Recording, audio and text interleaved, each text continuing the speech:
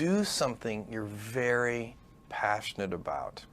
And don't try to chase what is kind of the hot passion of the day. People say you have to have a lot of passion for what you're doing, and it's totally true. And the reason is because it's so hard that if you don't, any rational person would give up. It's really hard, and you have to do it over a sustained period of time. So if you don't love it, if you're not having fun doing it, and you don't really love it, you're going to give up. So just go and do it, try, learn from it. You'll fail at some things. That's a learning experience that you need so that you can take that on to the next experience. And don't let people who you may respect and who you believe know what they're talking about, don't let them tell you it can't be done. Because often they will tell you it can't be done, and it's just because they don't have the courage to try it. I think people that look for great ideas to make money, aren't nearly as successful as those who say, okay, what do I really love to do? What am I excited about? What do I know something about? What's kind of interesting and compelling? It's very rewarding when you work on something you think is going to make a big difference. And yeah, it's a little bit harder, but I think the passion that one might bring with it brings so much more energy to that you're more likely to succeed. You have to have an emotional investment in what you're doing. If you don't love what you're doing, failure is pretty much guaranteed. Success is not guaranteed by any means, but failure is much more likely if you don't love what you're doing. If you know exactly what you want to be, you need to spend as much time with people that are actually that already. One of the things that I do is I question a lot of things. And you can do that in a good way and a bad way, but hopefully if you try to get people to motivate why they're doing something and their way of thinking, the worst thing you can end up with is a situation where you get told, well, this is the way it's always been. Mm-hmm. That's the worst ever. That's a non-answer. Instead, ask yourself, given everything we have today, is there a way we can make this better? And so when we're coming up with ideas, we always ask ourselves, what kind of new market is this creating? And then also, what part of my day and what problem is it solving? And so I've gone as far as taking an entire catalog of my day from the moment I open my eyes and writing down every single thing I do. And then asking myself, is there something here? If you're not coming up with 10 ideas a day, that's why I have this thing. If I'm not filling up this page every single day, then my idea muscle will atrophy. And I started this in 2001, and I still do it every single day. You have to come up with ideas every single day, or the idea muscle atrophies. The good news is, after about 6 months of doing that, you're like a machine. People get surprised at how many ideas you could just have anywhere. But understand that naturally nobody is interested in your idea. The world could care less, and you have to persuade them, and you have to show that you're the one person out there that can do it. When it comes to changing the world, what I learned from Steve Jobs is, if you believe in a Macintosh, if you believe in iPhone, iPod, iPad, if you believe enough, then you will see it. Because other people will believe in it. Other people will create software. Other people will create products. So you need to foster the belief in what you are dreaming so that it becomes a reality, which is very different than saying, I don't expect anybody to believe it until I see it. You need people to believe it before they can see it. Don't necessarily think that you have to have the home run and the huge Apple computer on your first start. I spent a long time in my life with skills just building little devices for fun. For fun is one of the key things, because that drives you to think and think and think and make it better and better and better than you ever would if you're doing it for a company. Build things at first for yourself that you would want. For somebody aspiring to take things to the next level or to even surpass their wildest dreams, there's always going to have to be an element of luck, but I think more important is putting yourself in a business that can be ubiquitous, that really doesn't have limits. Because otherwise, there's always going to be a grind to it. But if the business, if it can't be something that you can visualize every business using or every consumer using, it's going to be tough to scale to be big enough or to have the perceived value. You want an idea about which you can say, I know it sounds like a bad idea, but here's specifically why it's actually a great one. You want to sound crazy, but you want to actually be right. Because when you're trying to differentiate, when you're trying to do something different, there's going to be that gut moment, that gut sense. Is this right? Is this not right? If you're not having doubt, you're not pushing the boundaries far enough. Don't think about how do I get big fast. That will happen if you actually build something super meaningful and super important. So don't think about, what is the quickest way to success? Think about what is the best way to building something important that the world really needs. This little idea explains why some organizations and some leaders are able to inspire where others aren't. Let me define the terms really quickly. Every single person, every single organization on the planet knows what they do, 100%. Some know how they do it, whether you call it your differentiating value proposition or your proprietary process or your USP. But very, very few people or organizations know why they do what they do. And by why, I don't mean to make a profit. That's a result. It's always a result. By why, I mean what's your purpose? What's your cause? What's your belief? Why does your organization exist? So when we see a kid with a lemonade stand, it's different than when we see a vending machine selling lemonade, even if it's exactly the same product, because the story around it is what people are paying for. So when I meet small business people, all I ask them is not what's their balance sheet, but what's their story.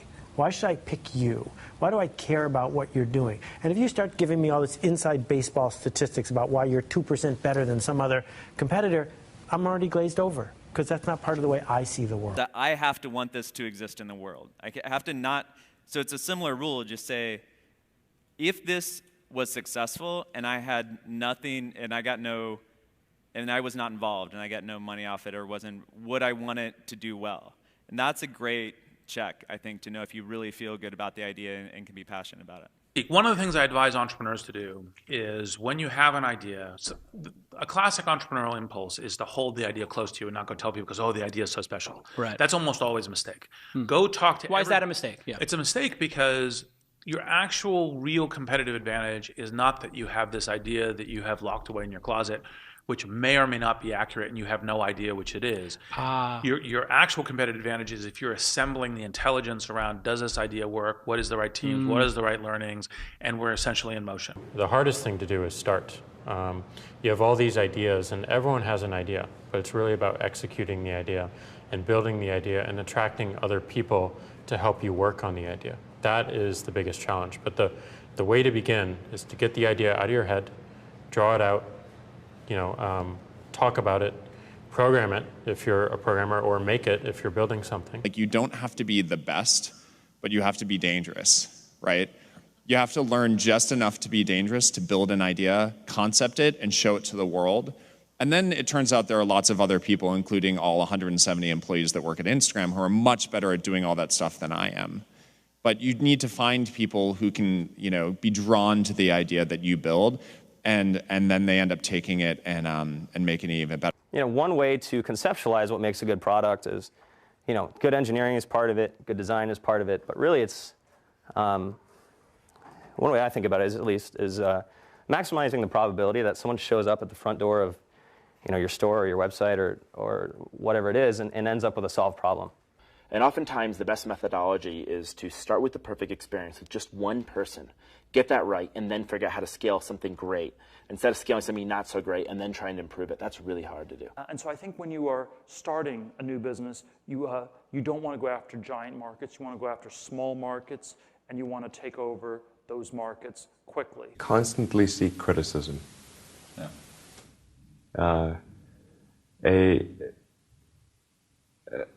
A well thought out critique of whatever you're doing is as valuable as gold. And you should seek that from everyone you can, but particularly your friends. If you're not utilizing an online community, then you're at a disadvantage to those who are. You can be asking online communities what they think about your ideas, or if they have any advice with what you're working on. Not only will you hear from people who are passionate about the subject, but you'll be hearing from people all around the world, each with their own experiences and stories that can help you. And there are a lot of people from whom we can learn a lot. And I think like, you know, the one piece of advice is like, don't underestimate anyone you come across ever. Right. Like whether they're, you know, a blue collar worker waiting for the bus, or they're, you know, helping you at they're the server or bartender at the restaurant, or they're a lower ranking employee. I mean, the smartest leaders I've ever seen have always gone around the room and asked for everybody's opinion. Most startups that fail do it ultimately because they did not make something that people wanted. They made something that, you know, that they thought people would want, but they were either in denial about it, about, you know, whether it was actually any good, or somebody else came along and made something that people wanted even more. The best piece of advice that we've figured out as we've been doing Foursquare is not to let other people distract what you're doing. There's always haters that say, your idea is stupid, this idea is never going to work, don't even bother doing that because someone else is going to do it before you do. And if we listened to all that feedback that we were getting, all that negative feedback, we would never have built things, we would never have prototyped things. And that's how we really got to where we are. Like, we saw things that we wanted to build, and we just went out and built them. And it turns out when you build stuff that you like to use, there's a good chance that there's thousands of other people that want to use it too. And so it's not just about doing focus groups, it's not just about, you know, double checking your vision, it really is about integrating this concept of testing our ideas rigorously throughout the product development process, throughout the marketing process, even as we scale up. But what you really need to do is think about what is the smallest possible test that I can run for this idea, for this concept, for this theory, get it out there, and get customers using it. Because your customers are going to be the ones to tell you if it's really working or not. Like there's almost this expectation that you have to have in your mind, this sort of, I'm going to change the world, sort of make a dent in the universe kind of ambition, right? But it's actually okay early on to just kind of solve small problems in layers until you actually get to a point where you have the capacity to do that. What this all comes down to is doing something exceptional for your users, whether it's in community, whether it's in connection, or whether it's in design. This is our big advantage as a startup, is that we can actually get away with doing this. We can make this the core part of why we're doing business. I think you should be spending your money on teaching and sharing, and so that might mean hiring a writer or two, perhaps, instead of a marketing person. You know, and start writing and start getting people to listen to what you're saying. You can't talk about yourself all the time because no one's going to come back for that, but you have to talk about things that are relevant to your industry or ideas that you have, and start to build that audience up. I do think that one thing that's important is, especially if you're a founder or a technical founder, is to realize that you can't do everything, and even if you can, you shouldn't. You should find a great partner no matter what it is that you're doing, and you should look for someone who is very high intelligence, very high energy, and very high integrity. And you need all three of those, and you can't compromise on any one of them. Otherwise, you'll end up with either someone who's not smart, which does you no good, or someone who's not hardworking, which also does you no good, or the worst case is you end up with a smart, hardworking crook who ends up working against your interests. And integrity is something that takes a lot of time spent with someone to figure out. The most important thing when you're working with people early is that you guys line up on what your goals are. That sounds really basic, but you can totally, it can be fine. You can want to build a small business that makes money and you don't have to go to an office every day. Or you can want to build a huge company. You can want to build Google. But I think you have to be really, really aligned on that. When a lot of corporations have, they might call them core values or guiding principles or so on, but the problem is usually they're very lofty sounding. They kind of read like a press release the marketing department put out. They sound just like their competitors, and maybe you learn about it on day one of your job, but then it becomes this meaningless plaque on the lobby wall.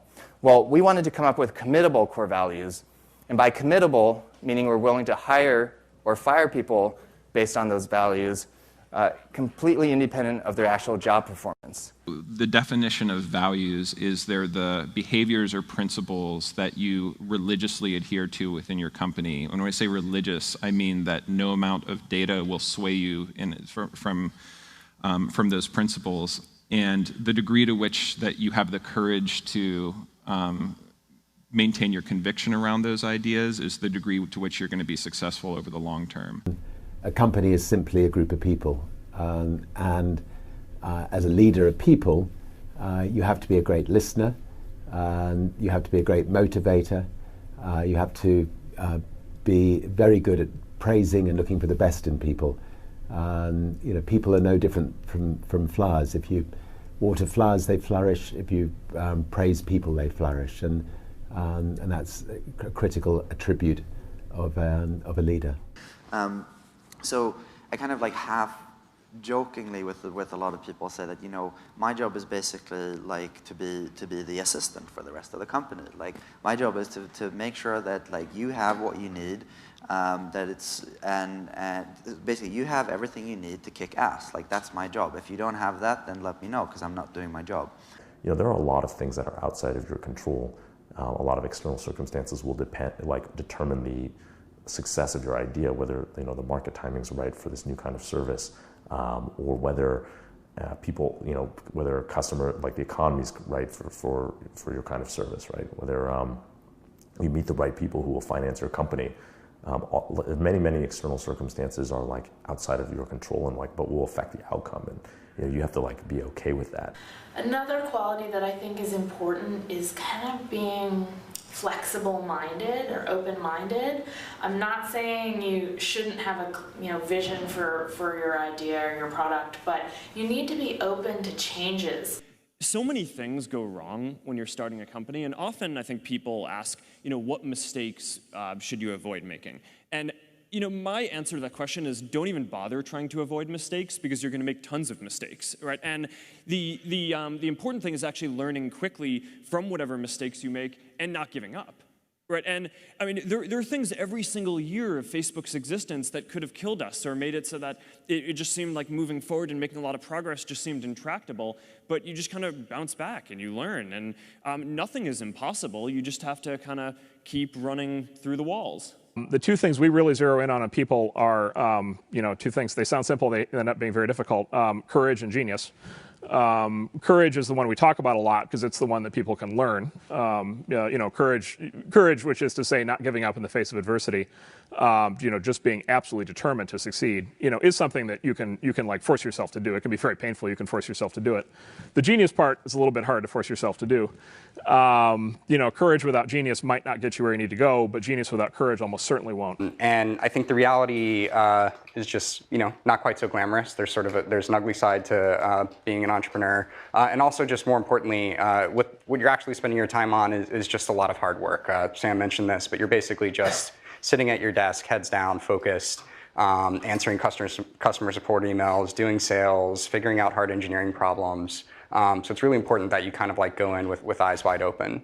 Optimism has a place, but I think even more so for the first-time entrepreneur, you need to be pragmatically pessimistic. What I mean by that is you need to define all of the worst-case scenarios in terms of financial loss, time loss, etc. Look at what you will learn if that happens and accept and come to terms with that before you ever start. If you don't do that and you go straight into battling the world, trying to conquer the world with rose-colored glasses on, the first time you hit a major hiccup, you're going to become really demoralized and you will quit. If you don't love it, you won't make it through the long period of pain that is inevitable. So make sure that you take care of yourself during the process. Make sure that you take care of your mental health, your physical health while you're doing it because it's a long road.